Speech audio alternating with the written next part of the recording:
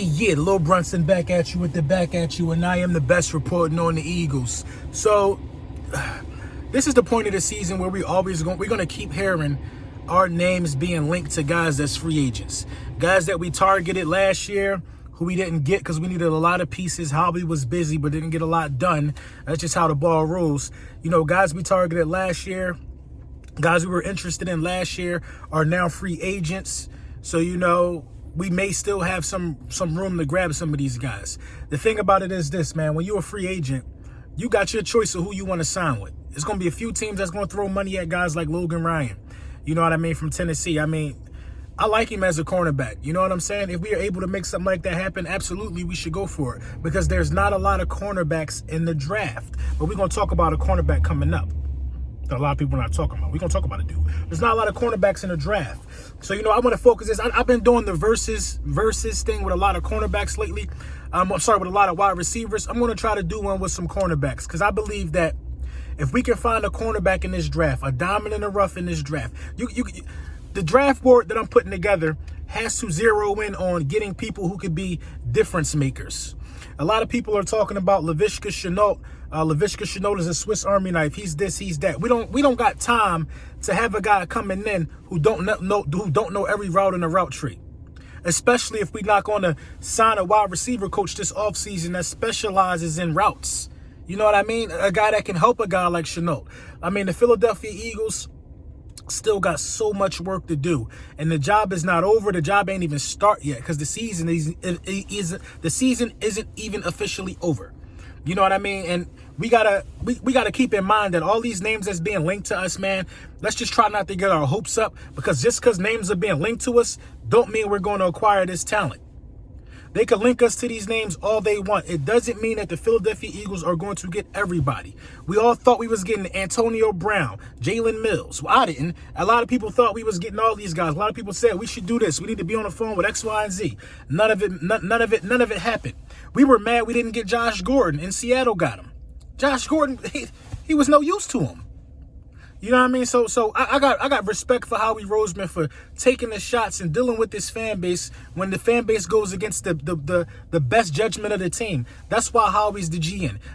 That's why we got the amount of cap space and the amount of picks that we can get. You know what I mean? You know what I mean? Howie did something right. He assembled some type of talent because guys like Boston Scott, guys like Greg Ward, they were huge for us down the stretch. So to have that type of talent on your practice squad speaks volumes. It ain't like that. You know, the only reason why Greg Ward got a shot is because of injury. That's cool, because if our guys were injured, we'd probably be playing Sunday. If our guys weren't injured, we'd probably be playing Sunday. I feel like we had that talented of a roster coming into this thing.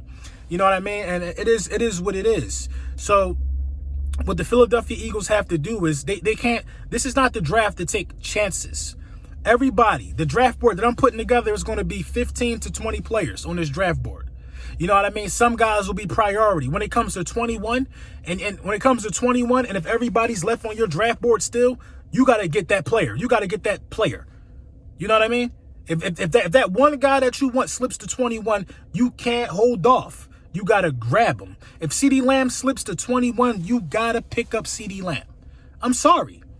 No ifs, ands, or buts about it. And that's how a draft board should work. A lot of people think that, you know, a draft board is, well, I don't know how NFL teams do draft boards, but if I was in the front office, I wouldn't have 7 picks. This is who I want in the first round. This is who I want in the second round. This is who I want in the third round. A draft board got to have about 15 or 20 players on it, in my opinion. These players go in no specific order. Because you don't know when anybody is going to go. You don't got the first pick. You don't determine what kicks off the draft this year. You know what I'm saying? So if to not have a guy like CeeDee Lamb on the draft board is ridiculous. Once he gets picked, you can scratch him off your draft board. But if CeeDee Lamb slips down to 21, you got to get him. You got to get him. Like if Chase Young, for some crazy reason, slipped down to 21, you would look crazy not picking him if you was Howie Roseman. But of course, you're not going to have guys like Chase Young. You're not going to have Burrow. You're not going to have those type of guys on your draft board because they're gone. You're not going to have Tua. You don't need no quarterback. You got to have the things on your draft board. You got to have the guys on your draft board got to be guys that's coming in and willing to contribute from the rip. You know what I mean? So at the end of the day, I think the Philadelphia Eagles, I think we've learned. We took some lumps. We took some bruises from previous draft boards, but I think we're going to get it right this year. Something tells me that we're going to have a really good draft, because all the things that they thought that they saw in Arcega-Whiteside sometimes can't be true. Because if you look at Arcega-Whiteside college tape, he looked like he was going to be good. You know what I mean? And it brings me to another point. A lot of people seem to be somewhat upset that I said he is looking like a bust a little bit. And everybody wants to have this excuse for Arcega-Whiteside that, well, he's a rookie. Well, like I said, it was a lot of rookie wide receivers who put in work last year. So the rookie thing don't matter. It's football. It's football. The routes don't change. The speed of the game just change a little bit. It's football. For you not know, it look like you ain't know the playbook. So you got a study habit that you got to fix, and you got a route running issue that you got to fix. Now, our wide receiver coach still got to work with Arcega-Whiteside and the rookie wide receivers that we bring in. When that 1 year of experience, that on-the-job training that Arcega-Whiteside got, I wish he just would have put it to the test a little more, man. But, let me know what you think in the comments. One thing I know is a stud when I see one. This dude is huge. Pause. I mean, look, hold on. Lamar Jackson, Nebraska cornerback, 6'3", 215. 6'3", 215 at the cornerback position. If this guy doesn't scream, please convert me to safety, I don't know what does. I mean, the Philadelphia Eagles got a lot of options at the cornerback position. We just simply can't miss. Nobody talking about Lamar Jackson. And his name Lamar Jackson. Never heard nothing like it, man. Never seen nothing like it. But we're going to get into these highlights of this guy, man, and just the presence on the field. I think he's a good tackler. He's a big body guy for the position. I just think that you can't miss with a guy like this. You just can't miss. Let's get into it, man. Let's get into it. Yeah, he come from Nebraska. Oh, man. It's just... You just can't say a lot about a guy like this, man. I mean, you can't say much bad about him. The intensity, I watched a few of his interviews. I've been kind of hooked. I've been drawn to him, man. Oh, look at him coming. Pause. Come on. That's like Dawkins-ish. You know what I mean? You can't just be throwing that around. That's a game-changing play. The speed, the aggression, I'm just surprised that for this guy's size, I think he'll fit well in our system. He's athletic. He can jump. He can tackle. He can do everything we need a cornerback to be able to do. Of course, there might be some speed issues with a guy of this size, but the guy can tackle. You're talking about a guy that if he can stay durable, he for sure can take over that Malcolm Jenkins role of being that type of safety that slides down close to the line of scrimmage. You know what I mean? I like a lot about this kid, man. I like the way he plays the game, man. I watched a couple of his games, the tackling, man, the not shying away from contact. And none of these hits are dirty. It's just aggression, man. It's just pure aggression, man. As always, I like to know what you guys think. But I think this is one of these kids, man, that you got to seriously consider taking in the second to the third round. I mean, he made my draft board. Oh, my God. He made my draft board.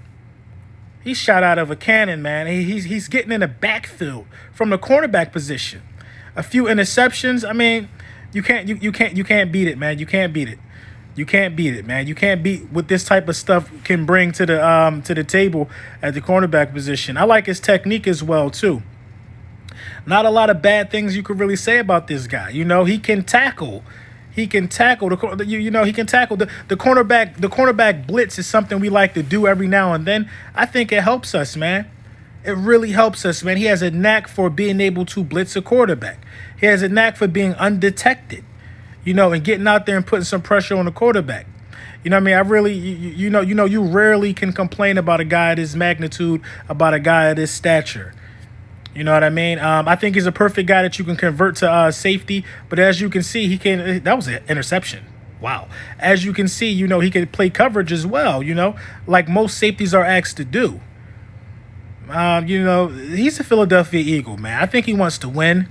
I reached out to him to get an interview, man. Hopefully he responds. As you can see, I'm digging deep into the bowels of these college football players, man. Actually, somebody sent me the information on this guy, man. So shout out to whoever sent me this guy, and I started looking him up. 30 solo sacks, 2 forced fumbles, 3 interceptions, 1 sack from the cornerback position. 2 forced fumbles. You know what I mean?